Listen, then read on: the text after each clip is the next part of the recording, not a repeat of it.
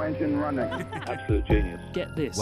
Welcome. This is the show where we bring you Science. What that essentially means is discoveries, Advances. questions, Research. technology. Unbelievable. Without further ado, This is The Naked Scientists.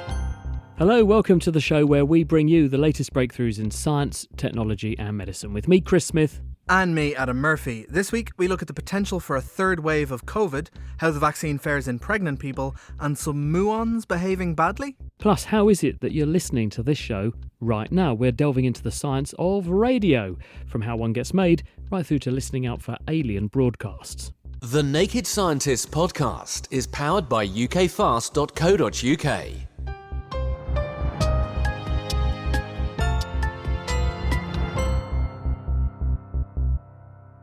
In the UK, COVID-19 cases are now thankfully very low and falling further, and that's helping to unlock the next steps in our lockdown easing roadmap. Many of the adult population celebrated the return of former freedoms at newly reopened pubs, raising a glass in the process to the fact that 32 million people, more than half the population, have so far received a dose of vaccine. That's one of the highest vaccination rates in the world.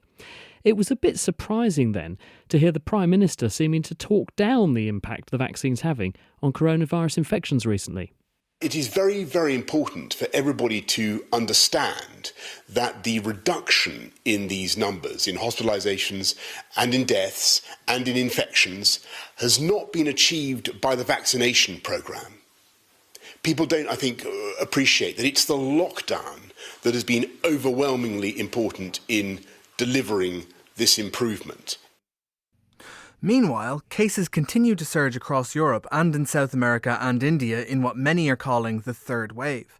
Since early in the pandemic, King's College London's Tim Spector has been following the course of the outbreak and monitoring its trajectory with the COVID Zoe app he helped to develop, which has generated large amounts of data and insights into the activity of the new coronavirus around the country. So does he agree with Boris Johnson about the vaccine's effectiveness, and does he think we're in for a third wave as we open up? no, not this summer and probably not this year. I think we might have a ripple at the end of the year as the immunity wanes and we get cold weather again. But I'm not seeing what we would now consider a third wave in my estimation. Why are you at odds with what a lot of eminent people have been saying is the likely outcome from our present situation, and also with an eye on what's going on in Europe? Of course, they're experiencing what they're dubbing the third wave. Well, the third wave has been relying on modelling, is always based on a number of assumptions. The data we're seeing from the Zoe app is much more reassuring than a lot of those assumptions in terms of the efficacy of the vaccine in certainly preventing cases is much higher than was predicted in a lot of those models. And so that's the reason I think we have got our case levels so low. This week they're down below 2,000 cases a day, where we were back in July last year. It's that detail about the vaccine that we're seeing. Even after one shot, we're getting 50% less cases, and after two shots, we're getting 15 times less cases.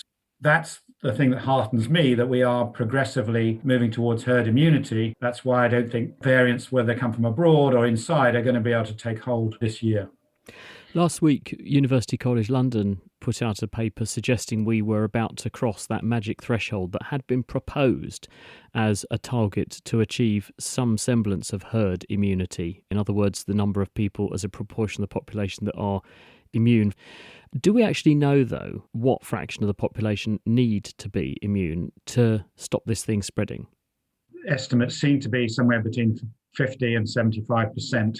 So the fact we're at 60% vaccinations and there's probably another 10% of people who have got antibodies suggests that we're pretty close to that. I wonder why the Prime Minister earlier this week then was at pains to say this is the effect of the lockdown. Don't read too much into the vaccines yet. Is that just really to stop people going off on a bender because the pubs are open again? His comment doesn't really make sense to me, looking at the data, because when lockdown came, we'd already seen the peak in most of the country. I believe that the lockdowns have helped. Social distancing and reducing mobility absolutely helps. But there's no doubt that the vaccine has been really much more effective than people thought it would be in real life. And we've got a paper coming out in a week or so to show that. It's broken the cycle of infections in hospitals and in care homes that plagued us last year. I think it's made a real difference this time. And so outbreaks really can't gain hold because there just aren't enough susceptible people. What about the issue of variants, though? Because we saw the dramatic impact that the appearance of the Kent variant, when it first popped up on our radar screens back in September and then eclipsed everything in the country by Christmas. What about the possibility of a new variant coming in either from one of the other countries being ravaged by coronavirus at the moment or just popping up spontaneously within the circulating viruses we already have in the country? Well, I think we definitely will see new variants. I think everyone's agreed on that. The question is that variant going to be dominant enough over the other strains to take over? And if it has fought off the other strains, does it have the ability to fight off previous immunity or the vaccines? Really, there's no hard data to say that any of these strains do anything more than slightly reduce the efficacy of the current vaccines. So given there's so many ifs, there's no reason that we should stop our plans to come out of lockdown, because I think they're getting increasingly remote. Is that true, though? Because if one looks at Brazil as one example, people are suggesting that if you look at, say, the P1 variant that popped up in Manaus, in that part of the country last year, the number of people hit by coronavirus initially was at least 70-80% of the population. That same area is being hit again by this new variant, which appears to be bypassing the immunity those people naturally had, having been infected previously. So does this not argue that actually if a new variant, including the Brazil variant, pops up here, we are potentially in trouble and back to square one? If that is entirely true, then I think there would be cause for concern. But I think whether that is the actual case and whether the data in Brazil about what happened previously is really good enough, I'm not so sure. The likelihood that a new strain would come in and take over a currently immune or previously exposed population to such an extent that it caused a major third wave, I just see as still very unlikely. Is it not a serious concern, though, that if we do send our population off on hot holidays to countries where there's a partially vaccinated population, this is the ideal breeding ground for the kinds of mutants that could infect vaccinated people? So therefore, the only coronavirus people are going to come back with is one that can bypass immunity from the vaccinations, and then we'll spawn new outbreaks here. I think that's a possibility, but it's a question of weighing up the bigger picture, the economic picture and the, psychological picture of whether we want to lock down as an island for several years like New Zealand. That's the alternative. One of the key questions here is, do fully vaccinated people really transmit the virus in enough numbers to be a worry and bring it back? And I think that's the killer question. And depending on that, then vaccinated people are more or less free to travel as they want. Still some questions to answer then, but looks like the news is good. Thanks very much to Tim Spector.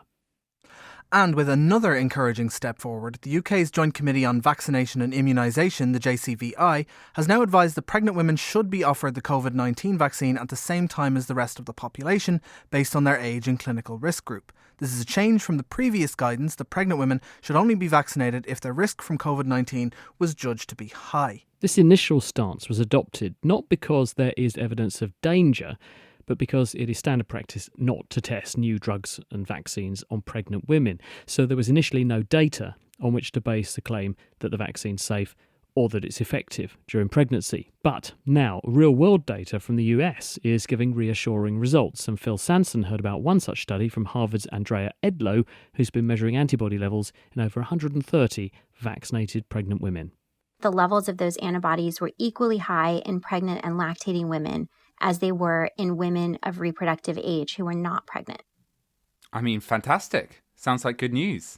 It was great news for pregnant and lactating women everywhere. Was that not what you were expecting? It's a reasonable question to investigate because we know that pregnancy is a situation where women are relatively immune tolerant. And that's partly in order to tolerate the developing fetus, which is half not the woman herself. Okay, so with this 130 participants, can you be reasonably sure of saying, yes, these mRNA vaccines work just as well for these people? Yes, I think we can be reasonably sure at looking at what's called the efficacy of the vaccine, or how well the vaccine functions to give people antibodies. What about for the baby? What are the implications? We looked at the women in our study who delivered during the study period, and that was only 10 of the pregnant women. And we found that antibodies were present in the umbilical cord blood of all 10 babies and in the mother's breast milk. So does that mean the babies were actually coronavirus resistant? That is something that our study couldn't specifically look at, because we didn't, of course, go on to try to expose the babies to coronavirus and see if they were resistant to it. But yes, we assume that the presence of antibodies in the umbilical cord will give babies some degree of protection, but how much is needed to give more complete protection and how long that protection will last in babies is something that isn't yet known, and our study couldn't answer, unfortunately. There's obviously a million concerns going around about the vaccine. And one other one that I've actually heard from some people is they say, oh, is it a risk, if I'm trying to get pregnant? That's a very good question. And that's a common question that we get a lot as obstetricians. There was some sort of what, for lack of a better word, I could just honestly call junk science that was kind of perpetuated early on in the evolution of the vaccines, where people were saying that the mRNA sequence in the vaccine, so sort of the code that the vaccines have that tells your immune system to make these proteins, had some similarity to the code that might be in the placenta. That has been disproven. There actually is extremely little overlap in the mRNA sequence or code that's in the virus with any mRNA that's in the placenta. So that basically was just completely false. Now that you've done this study, would you feel confident saying this vaccine is safe for pregnant people or safe for people who've just given birth or what? Our study did not specifically look at safety. Our study was designed to look at efficacy, which is how well does it work to give you antibodies. There are studies that look at safety that are ongoing. Pfizer's doing a trial with over 4,000 pregnant women, but you really need a very large segment of the population to see a safety signal. So our study doesn't look at safety, and the data that do look at safety are sort of still evolving. Right. So if I were pregnant and I were getting offered an mRNA vaccine, what would you tell me? I would tell you that you, together with your trusted care provider, whether that's your obstetrician, a midwife, should look at your risk of getting COVID, your own medical conditions, and then to think about the known risks of having COVID-19 in pregnancy, which we know that women who do get COVID-19 in pregnancy are more likely to need a ventilator, more likely to need a heart-lung bypass machine, and unfortunately more likely to die than women who are the same age who are not pregnant. So weighing all those risks, your own kind of personal risks, as well as just the general risk of pregnancy against the small risk of the unknown, where, pregnant and lactating women were excluded from the original vaccine trials. So unfortunately, we don't have the human safety data in pregnancy that we have in animals. But the animal safety data that the mRNA vaccines have doesn't show concerns. And I think this just highlights why women never should have been left out of these trials in the first place. So some good news and hopefully also some reassurance there in equal measure. Thanks very much to Andrea Edlow. Her study documenting those results is just out in the American Journal of Obstetrics and Gynecology. Since the pandemic began, we've wondered, do our genes make a difference to who gets COVID? Nathan Pearson is part of the enormous team that have just found out. So when we scan across, we see this really tremendous spike in kind of a very intriguing but also mysterious spot. That's in the long interview on this month's Naked Genetics. Subscribe wherever you get your podcasts. Coming up, how we might talk to aliens, and I try and build a radio from scratch. But first to conservation. Trying to keep animals safe has a lot of pitfalls. Often, you might want to move a population of one animal from one place to another because they were at risk where they were and you just want them to be safe. But a new study from the University of Cambridge looking at freshwater mussels has shown that it can be very easy to transport parasites and other pathogens along with the animals you're trying to protect. Josh Bryan joins us now to look at this in a little bit more detail. So, Josh, what kind of parasites do these freshwater mussels get? Well, they get a whole range of things, and what we've found is that often we don't understand the full range that these mussels get, but some of the main ones are castrating worms. So these worms live inside the gonad of the mussel, castrate the mussel, and then use them basically as a factory to produce their own reproductive stages for the rest of the mussel's life. They also have mites, which can eat the gills, and what we're seeing now, especially from the US, is that there's a lot of emerging evidence of viruses and bacteria which can spread through these mussels very, very quickly. And why is protecting them so important? Well, these freshwater mussels are hugely important in terms of the ecosystem. So they're what are known as ecosystem engineers. So they modify the sediment, they help with nutrient cycling. They're also massive filter feeders. So my favourite stat about freshwater mussels is that the entire volume of the River Cam that flows through Cambridge is filtered through freshwater mussels every 2 weeks. So they do a massive job of cleaning the water. In addition, because they form these massive mussel beds along the banks, they can help prevent erosion and things like that as well. But on the whole, freshwater mussels are actually one of the most threatened animal groups in the whole world. So it's really important that we understand all the threats facing them and take appropriate steps to protect them. Say an infected mussel got into an uninfected group. How much damage could that do? Well, it could do a whole lot of damage, especially if it's something which can spread straight from mussel to mussel.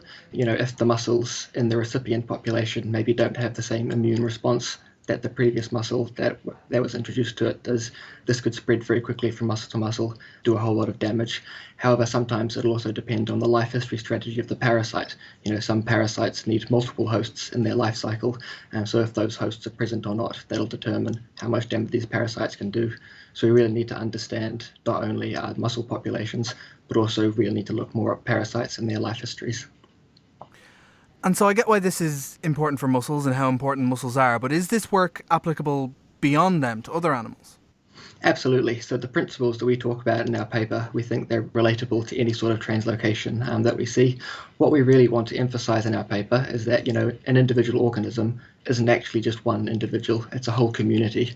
It's a community of all the bacteria, viruses, worms, ticks, mites, etc. that live on it and in it. And so if we want to translate organisms appropriately, we really need to appreciate that they do comprise these whole communities, and this will be true for any single animal that's moved. So it's not just mussels that this could be a threat to.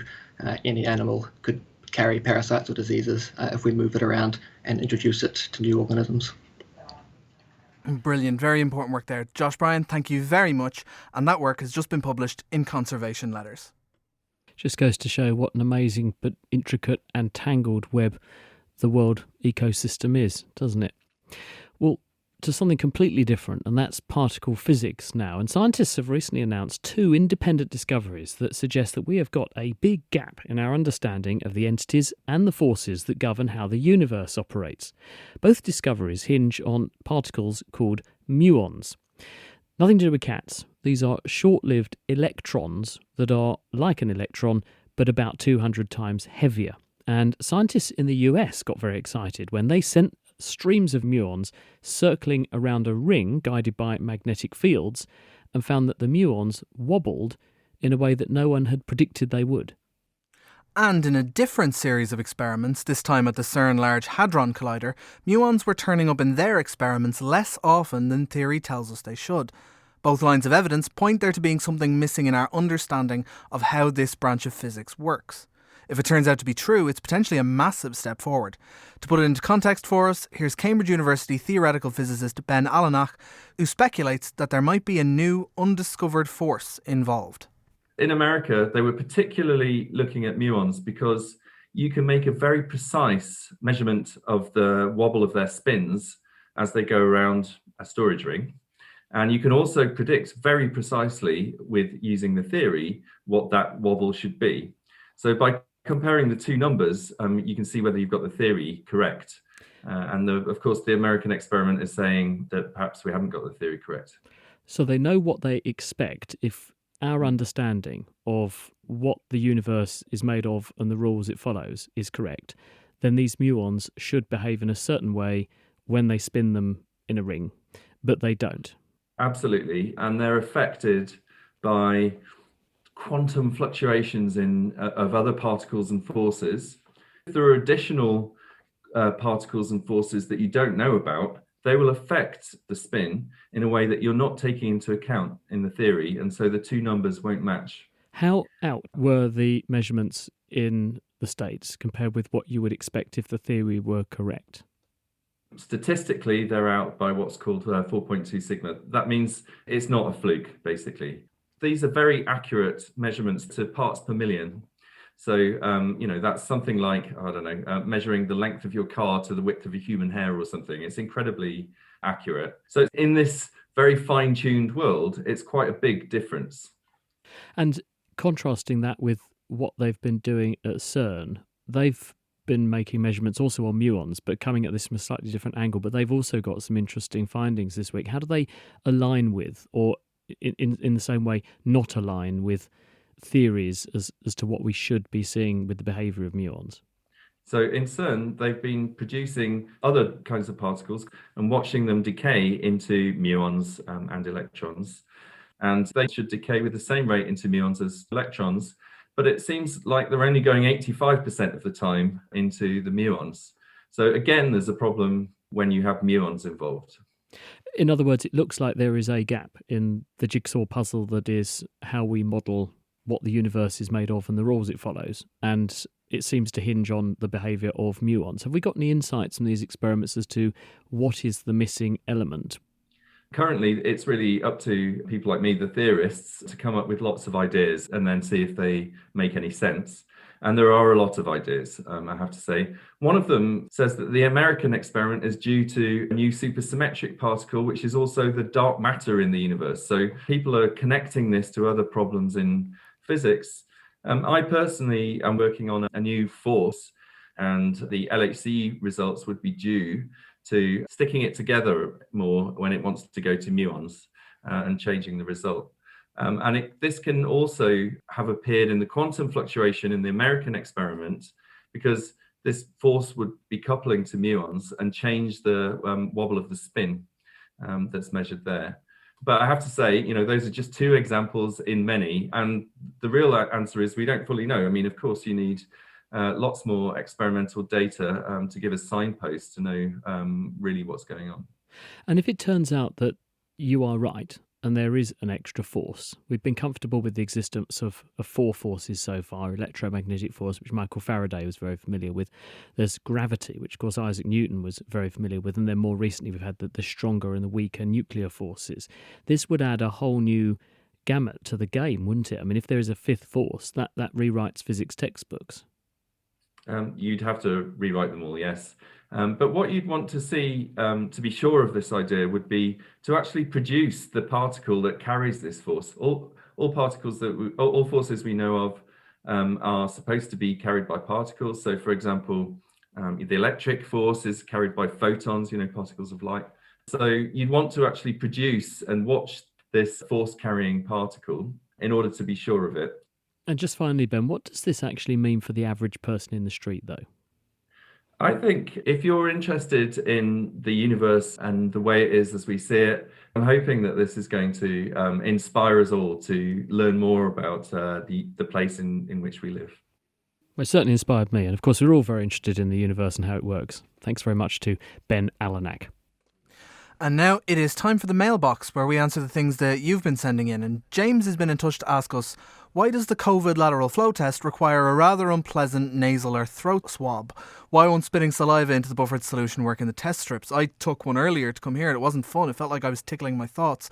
Chris, why is that? Yeah, people have likened having these nose and throat swabs to having a brain biopsy.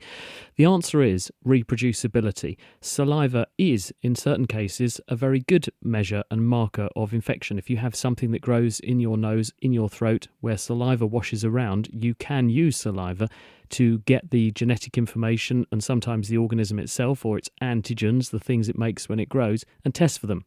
But it's difficult and inconsistent. And when people have done studies on coronaviruses, they found that because of the other stuff which can be present in saliva, and because people are all different, the areas that they get the saliva from, the volume of saliva they produce and so on, it makes it very hard to produce a test which is consistent and reliable. Whereas a throat swab and a nose swab combined do tend to produce a more reliable, consistent sample, which is therefore easier to test. So at the moment, it's down to practicality and reliability, but watch this space because in the long term, we all know spitting into a tube is a lot more attractive than doing a brain biopsy. Thanks very much, Chris. And if you've got a question of your own, feel free to get in touch at chris@thenakedscientists.com. And if you're into your science podcasts, why not give our Naked Astronomy strand a listen? The latest episode marks the milestone of 60 years since humans ventured into space. It's a listen that's out of this world. Go to thenakedscientists.com/astronomy for more. Much has changed for business owners, managers, and staff recently. But with over 30 years' experience in telecommunications, award-winning independent company Spitfire have the expertise to make sure you stay ahead and can keep on innovating. Whether it's connectivity, MPLS networks, firewalls, or phone systems, Spitfire can help. To find out more, go to spitfire.co.uk. That's spitfire.co.uk. Spitfire, telecoms and IP engineering solutions for business since 1988.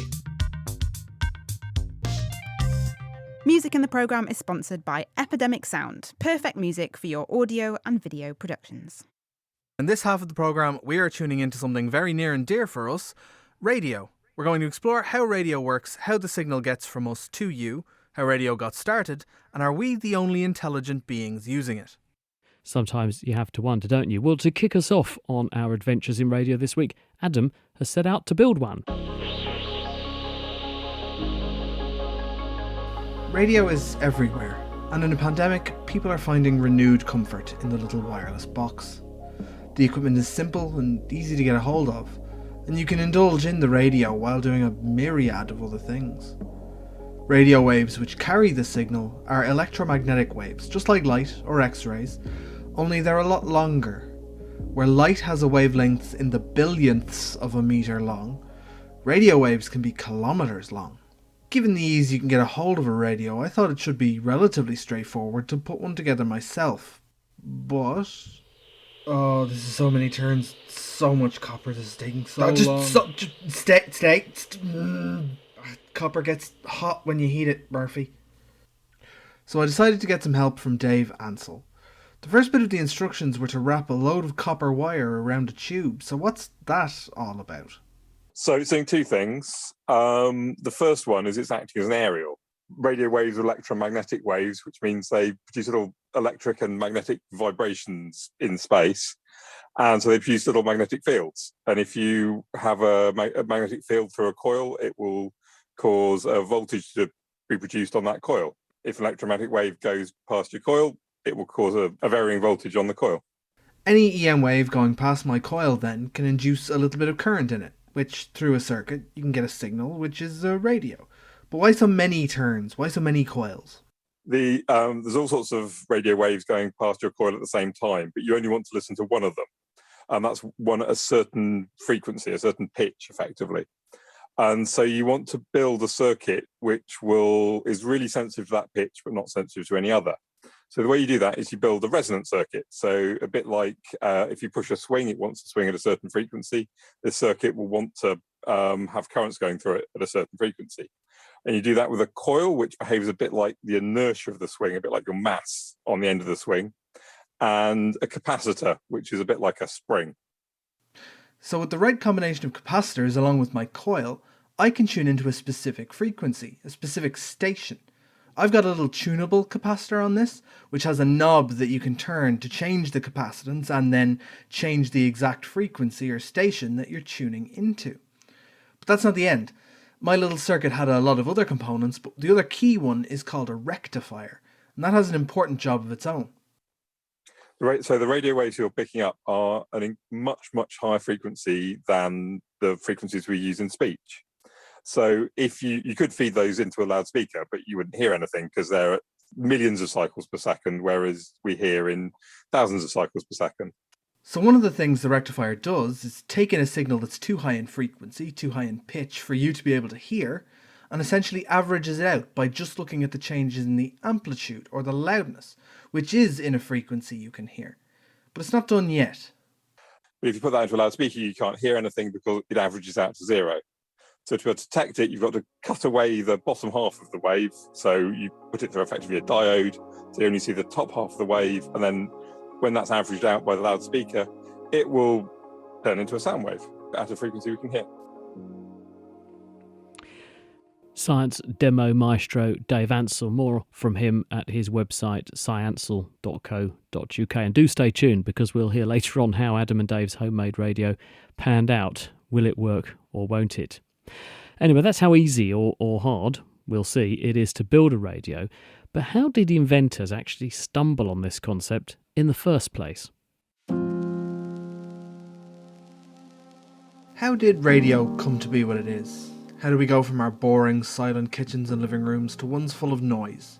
It's a long story, but a good one. And Richard Noakes from the University of Exeter took me through it, starting with Scottish physicist James Clerk Maxwell in 1864. The most important aspect of this is Maxwell's proposal that light is a form of vibration involving electricity and magnetism and their interaction.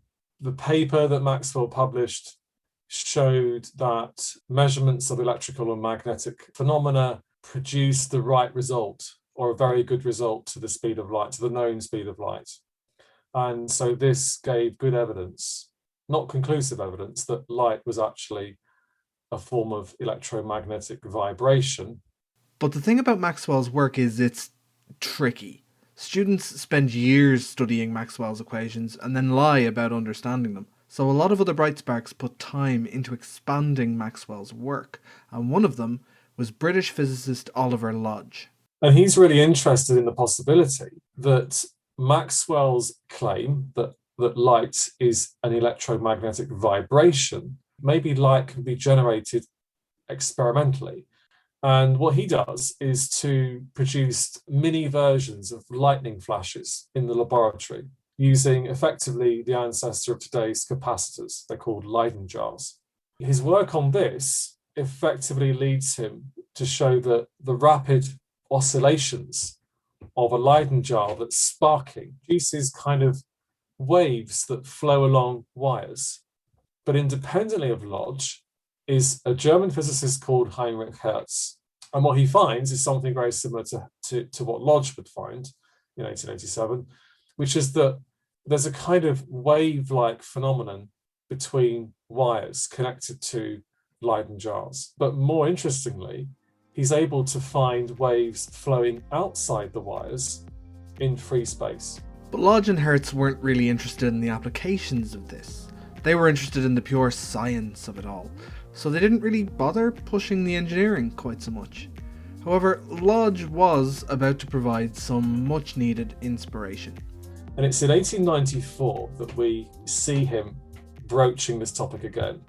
And he does it, interestingly, in a lecture to memorialize the death of Heinrich Hertz. So Heinrich Hertz died in 1894. Lodge is asked to present a series of lectures on Hertz's work. And in these lectures, he produces a demonstration of kind of wireless, effectively telegraphy, but on a very small scale. What he does is effectively bring together the kit that he and others have produced to generate electrical waves, and some of the kit that's very well known in conventional wired cable telegraphy, so the kind of Morse key. And what he shows his audience, who are stunned by this, is that you can send through a lecture theatre coded messages. One of the people very interested in this and in that lecture was Italian-Irish physicist Guglielmo Marconi, who had the creativity and the cash to really push the boat out. And what Marconi does is effectively to synthesize much of what he reads and uses it to develop apparatus that he thinks will make wireless stronger and sufficiently stronger for use in forms of signaling and communication. So the very thing that Lodge thought was not going to work out practically. And so from about the mid-1890s through to the early 1900s, Marconi develops this wireless telegraphic system. In 1901, he stages his grandest experiment, which is between the west coast of Ireland and the east coast of North America in Canada. So in 1901, what he does is effectively to demonstrate that you can send wireless signals across the Atlantic. He sends one letter, the letter S, in Morse coded form, and it causes a sensation.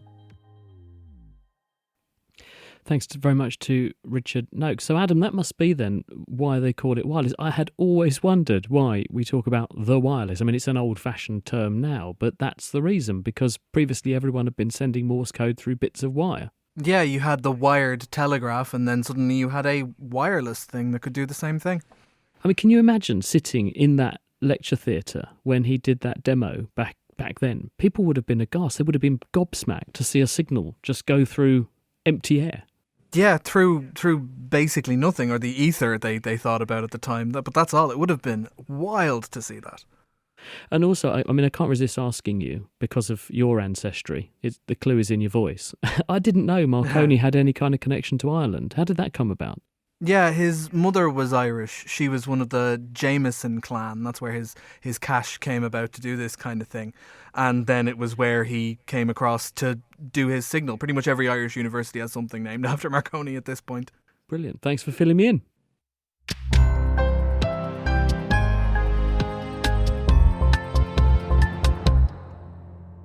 So far, we've heard how the concept was born, and later we'll hear how I got on building my own radio. But first, we're going to dip into another thriving part of the radio spectrum, and that's what's called amateur radio. Now, as we've heard, Marconi's transatlantic transmission was a massive hit, and it wasn't very long after he did that before radio was something that was very much de rigueur, and soldiers were building them in the trenches of World War I battlefields with just a pencil and a razor blade.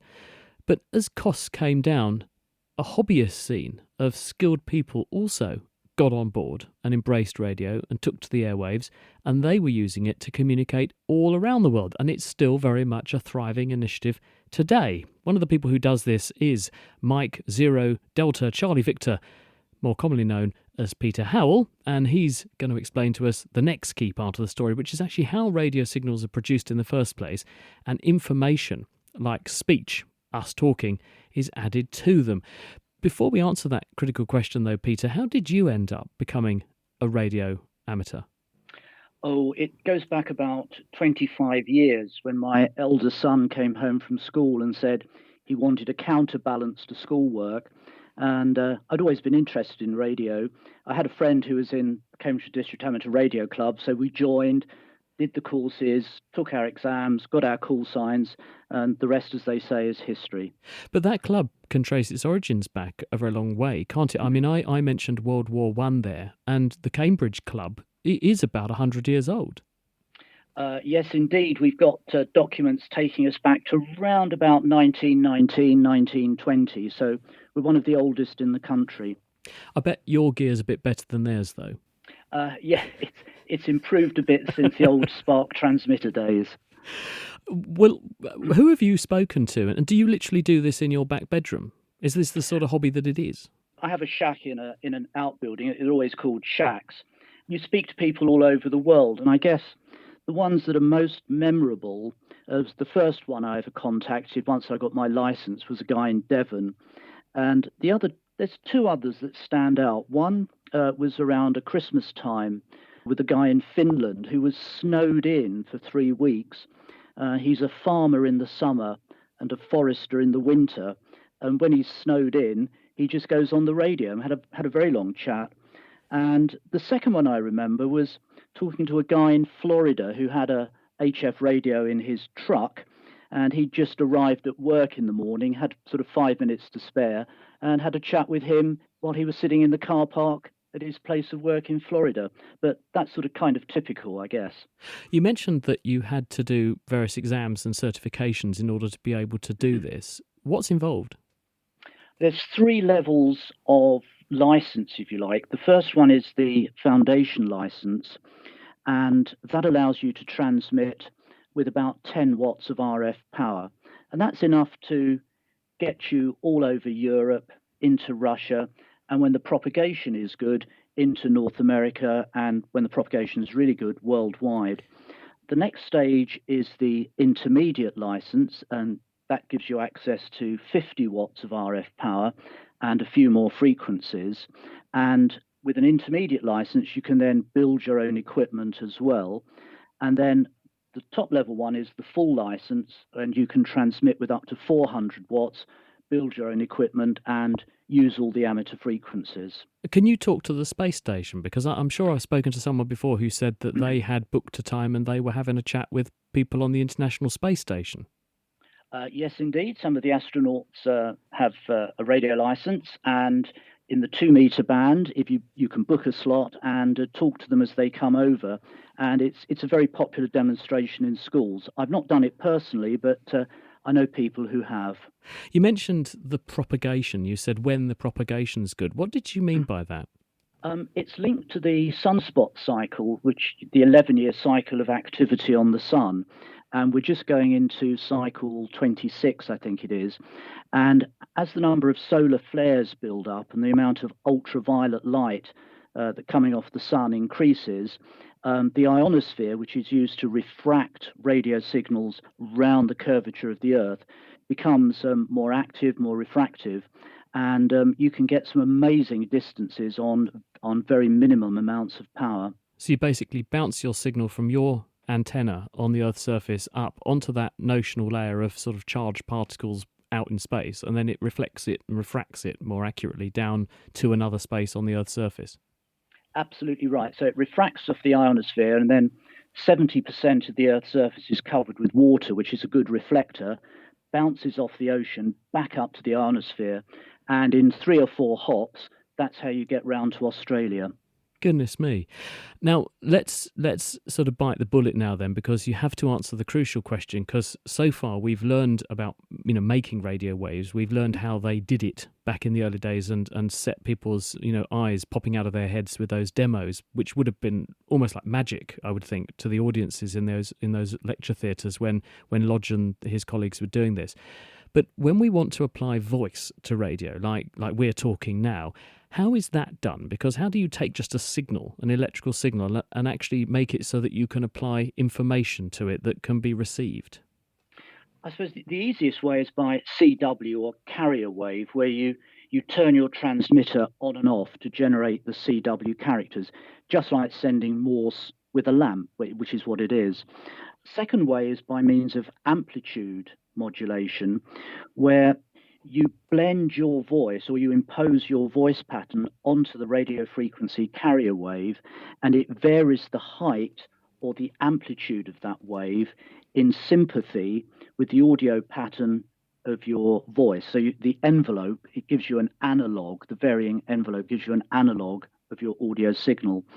And a third way of doing it is by frequency modulation, and here you keep the amplitude constant, but you vary the frequency as an analog of your voice signal. It's a bit like the bellows on an accordion. As the accordion plays, they stretch and contract. So the frequency increases and decreases in sympathy with your voice. So you sort of wobble the frequency, and then you can demodulate it at the far end in your receiver. Peter, you have convinced me, and quite possibly a lot of other geeky, techie people like me out there, to return to their desire to become a radio amateur, which was one of my childhood desires. So perhaps you and me are going to have to get together at some point in the near future. I look forward to it. Thank you ever so much. Peter Howell, who's a radio amateur based in Cambridge. And it is actually Radio Amateur Day this week. So for people like Peter, we're celebrating their efforts. Now, of course, it isn't just other humans that we are looking to communicate with, because radio provides us with some very interesting ways to potentially chat with aliens as well. But how would we go about broadcasting to ET? And how would we know if ET had decided to phone home or even phone us? Well, Michael Garrett is the director of Jodrell Banks Centre for Astrophysics, and hopefully he's going to tell us. So why do you think, Michael, that radio's a good way to tune into ET? Well, the nice thing about radio, and in fact, one of your speakers just mentioned it, is that you only have to generate very low power waves to be able to communicate, across the globe. So if you're prepared to actually put a bit more power in your transmitter and you hook it up to, a large antenna like the Jodrell Bank telescope, then you can actually begin to send these signals not just around the world, but you can actually send them through space and indeed over a sort of large fraction of the galaxy.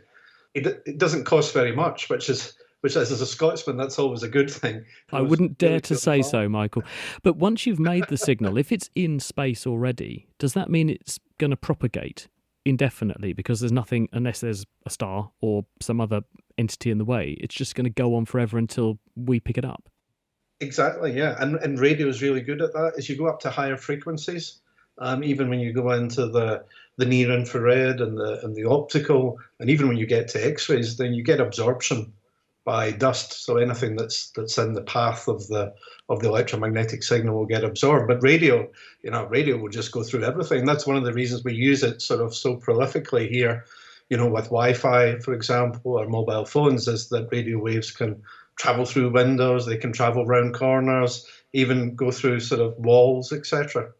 Is that what you're listening out for then? You're looking for radio waves originating from off-planet that might have some intelligence behind them? Yeah, I mean, that's one of the things that we are interested in doing. The nice thing about a signal that's produced by technology, so a radio signal, is that it's really easy to see the difference between that kind of signal and a natural signal that's maybe being produced by a star or a planet or a galaxy. The technology usually produces very narrowband signals, and you shift them in their amplitude or in their frequency, or you modulate them, or you pulse them in some way. So it's really easy to be able to distinguish those from all the natural radiation that you see. And that's what we're looking for. We're looking for those signatures of technology when we're looking at radio waves coming from space.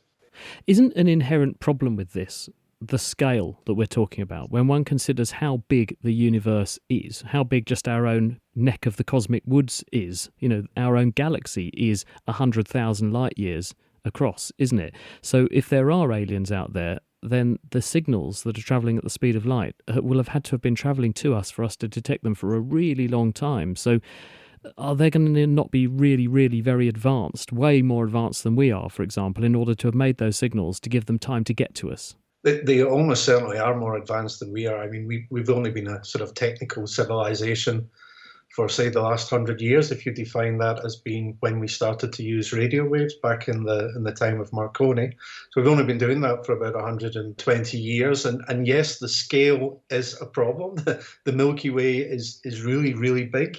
And actually, by comparison, the speed of light is actually very, very slow. And then the other question is, you may have many, many technical civilizations, but if they're only around for maybe a few hundred years, or they're only using radio, for example, for a few hundred years, or even if they're around for 10,000 years, again, it's the scale that gets you, because 10,000 years is like a tiny amount of time compared to the age of the Milky Way.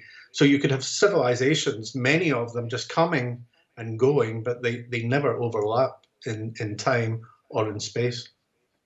Indeed, you sort of sticking a pin in the bubble of is there life out there with these sorts of sentiments, aren't you? But as Jill Tarter from NASA once said to me, it's too cheap not to do this sort of project and go looking, isn't it? Have we actually ever picked up anything that might be aliens, though?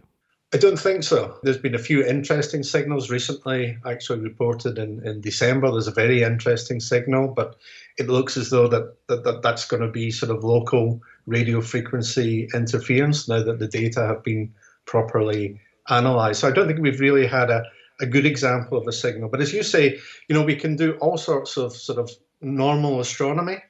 And in parallel to the astronomy, we can siphon off the signals, and we can be looking also, for that technological signature that we think we would find with a radio wave that's produced by technology. So we can do all our standard astronomy, but at the same time, we can siphon off the data and think about this question, because for me, I don't think there's a more important question out there than, are we alone? Are there other intelligent civilizations out there like us? So I think it's really a cheap way of answering a really important question.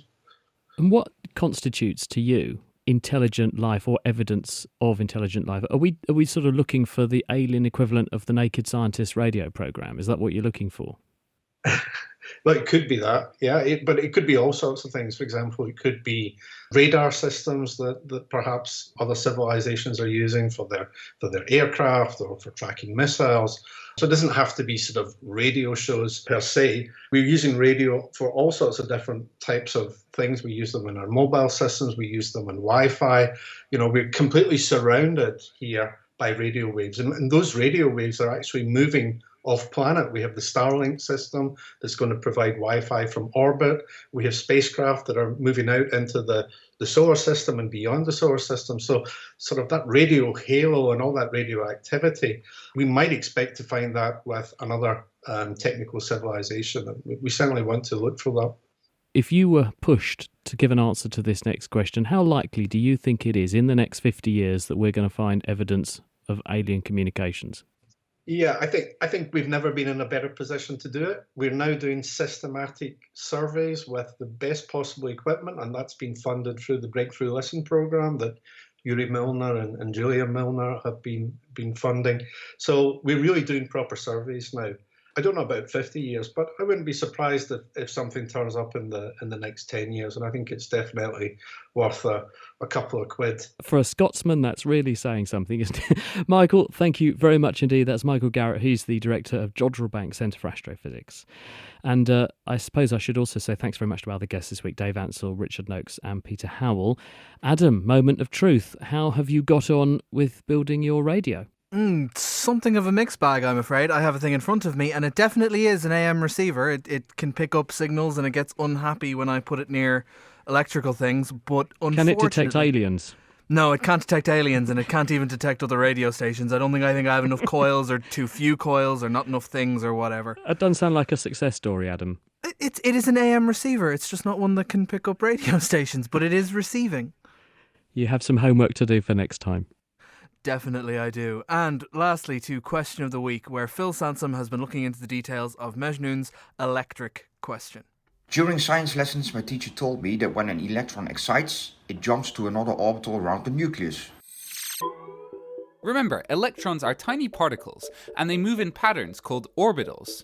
When an electron jumps an orbital, you would expect that it can be found between the two orbitals, but my teacher told me that this is never the case. I cannot wrap my head around this. Does the particle just disappear in one orbital and pop up in the next one? And if so, is this instant, and is the particle in the other orbital still the same particle? Can you please help me understand this?